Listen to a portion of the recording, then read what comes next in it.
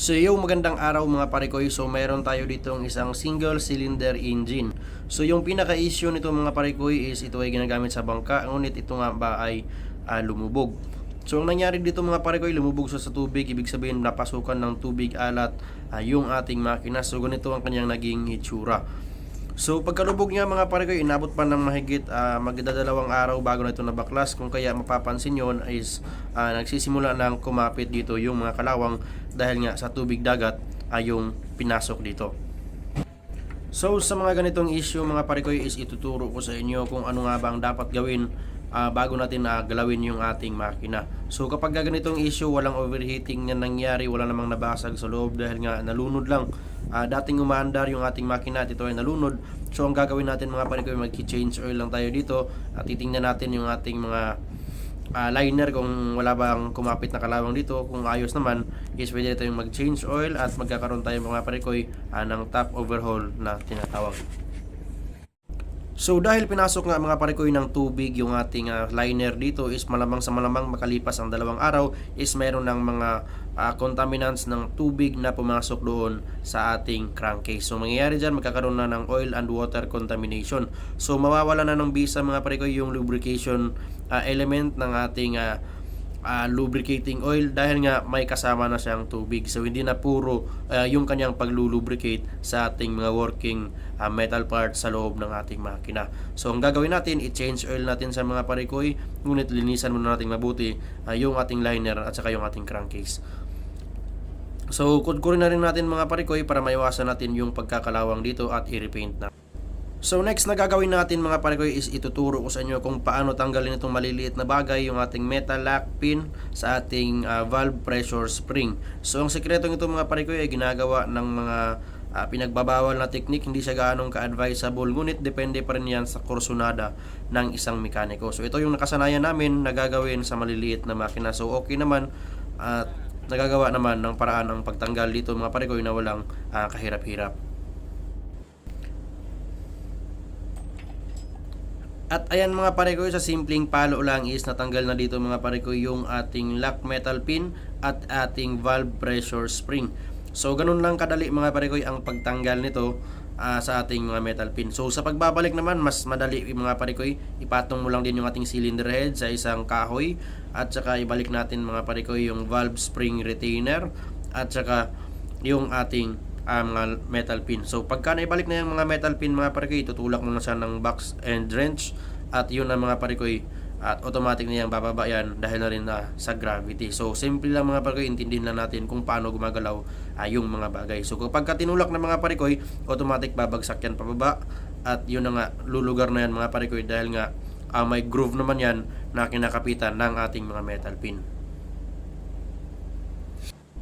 Ganun na nga mga parikoy, same procedure lang ng ating ginawa doon sa unang bahagi.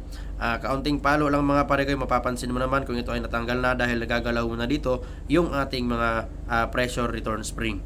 So ayan mga parikoy, babalik na rin natin kaagad para mapakita ko sa inyo yung mga maliliit nating mga sikretong malupit para hindi tayo mahirapan sa mga ganitong maliliit na makina. At syempre mga parikoy, pag tinanggal nyo dito yung valve is huwag nyo kalimutang ilaping ito gamit ang ating mga grinding compound. At ang panghuling gagamitin natin mga parikoy is yung ating mga metal polish. So para makasigurado na kumapit yung ating metal pin is pukpukin ito ng martilyo mga parikoy or kahit anumang bagay na mabigat. At para makasigurado tayo na sumisipa pabalik yung ating mga spring dito. So next na ating gagawin mga parikoy, isang testing na ating ginagawa upang makita natin kung wala bang leaking yung ating valve at saka sa ating valve seat. So ayan mga parikoy, lalagyan natin ng crudo or diesel yung ating manifold dito at i-testing natin pukpukin kung ito nga ba ay totally magko-close na walang sirit mga parikoy. So ayan, pag binuksan mo, automatic sisirit yung tubig dyan ay yung ating diesel. So pagkatapos nyan mga parikoy, dahil tama nga yung ating pressure spring, tama yung pagkalapat or pagkalaping natin ng ating valve sa ating seat, is walang leaking na mangyayari dyan. So tama mga parikoy yung ating paglilinis dito dahil nga walang leaking or walang singaw yan pagdating sa compression at maximum power. At ganoon din yung ating gagawin mga parikoy sa ating intake manifold. Lalagyan din natin ng diesel at bubumbahin natin mga parikoy yung ating pressure spring kung nagsasarado ba ito ng maayos. So ayan mga parikoy, pag pinukpok natin nagbubukas siya, tamang-tama naglalabas siya, at pagkatapos nating pukpukin is automatic nagsasarado naman siya ng maayos. At ayan na nga mga parikoy, dahil tuyo na dito yung ating pintura na inilagay, is pwede nating i-assemble ulit yung ating single cylinder engine. So kama kipor na makina mga parikoy. So sa pagbabalik nito mga parikoy, meron tayong mga dapat tandaan para ang andar ng ating makina is nasa tamang timing. So hindi pwedeng ibabalik lang natin kaagad yung ating mga cylinder head mga parikoy, na di natin titingnan yung mga timing mark sa ating mga flywheel, sa ating mga kunyahan, at saka sa ating cam lobe mga parikoy. So yan yung mga bagay na dapat nating titingnan, pati na yung ating top dead center sa ating compression stroke, preparation mga parikoy sa ating power stroke. So lagi nating babantayan at obserbahan mga parikoy na may dalawang top dead center yung ating makina, top dead for compression at saka top dead center for exhaust stroke. So para mapansin natin mga parikoy kung anong top dead itong posisyon ng ating piston ngayon, is magtitingin tayo mga parikoy dito sa cam lobe ng ating injection pump. So laging titingnan mga parikoy na dapat yung cam lobe ng ating injection pump is nakatutok pa itaas, at saka yung piston naman natin is nasa top dead center. So yan yung indication mga parikoy na nakataas yung ating cam lobe, ibig sabihin nagbibigay yan ng pagbomba mga parikoy sa ating diesel papunta sa ating fuel injector. So ayan, titingnan natin kung galing sa baba yung ating piston. Ayan yung ating cam lobe, umiikot din yan. Yun yung ating cam lobe mga parikoy na tumatama rin sa cam follower ng ating injection pump. So single injection pump mga parikoy. So syempre huwag kalimutang tingnan mga parikoy itong ating dalawang cam follower para sa ating push rod. Dapat kapag naka-top dead center yung ating piston dito is hindi gumagalaw yan yung ating cam follower for intake valve at saka cam follower for exhaust valve.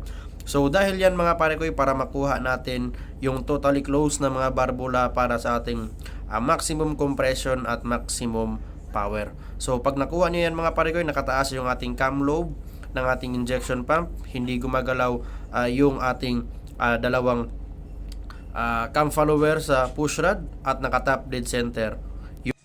So dahil tuyo na rin yung ating cylinder head na ginawa mga parikoy, is konting trivia lang yung ating gagawin dito.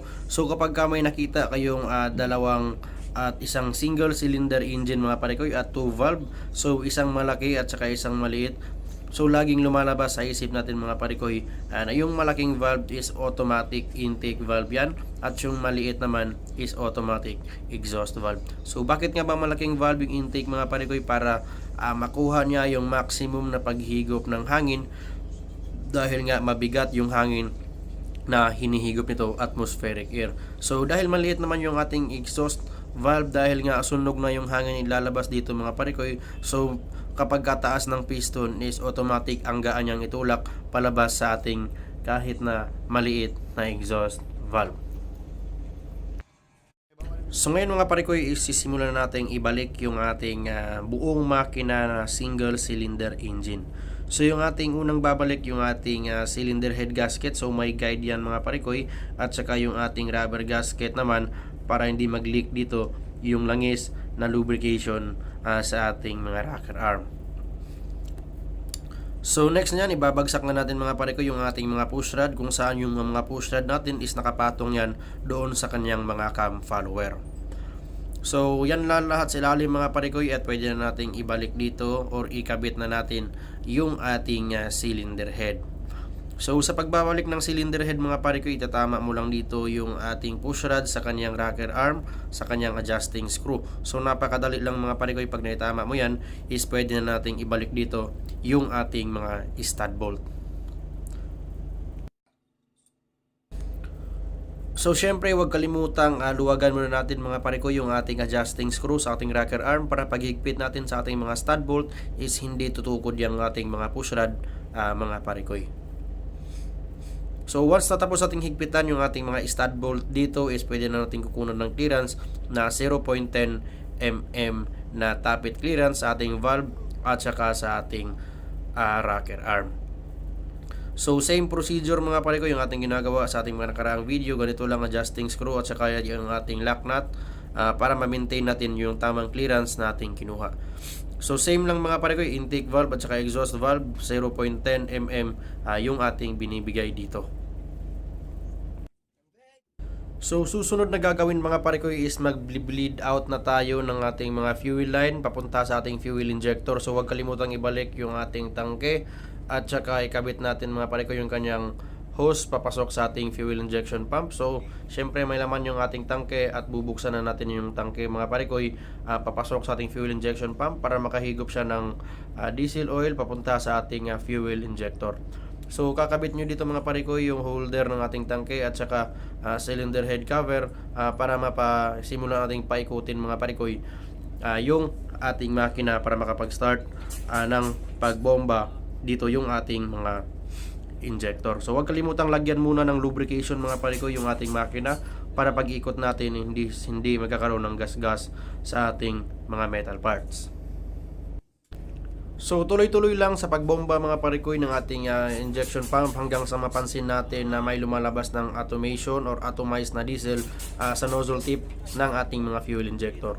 So kapag ito ay napansin nyo na mga pare ko na lumalabas na nga yung ating automation, is pwede na nating ibalik yung ating fuel injector sa ating cylinder head at saka testing na nating paanda rin mga pare ko kung ito nga ba ay aandar.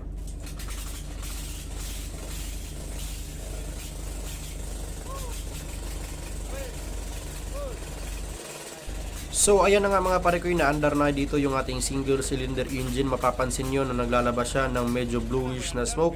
So yan yung lubrication na pinahid natin mga pare ko sa ating liner para sa ating piston. So normally mga pare ko, pag ang langis nagsusunog sa loob ng ating cylinder, ilalabas niya yan as blue smoke or bluish smoke mga pare ko. So kalauna ng andar niyan is mawawala rin yan mga pare ko dahil nga maubos na rin yung langis nating ipinahid sa ating liner. So ayan mga pare ko, mapapansin nyo medyo nawala na yung usok na sinasabi ko dito dahil nga sa lubrication lang yon na sinunog kanina sa primerong start natin. So hanggang dito na lang ako mga pare ko, naway marami kayong natutunan sa ating mga accounting tutorial. Kung may comment kayo, huwag kayong kalimutang mag-comment sa ating comment section at syempre ilagay nyo na rin mga pare ko kung ano pang mga bagay na dapat nating pag-usapan kahit sa mga maliliit na makinang ito mga pare ko. So salamat sa inyo, God bless, and as always, as peace.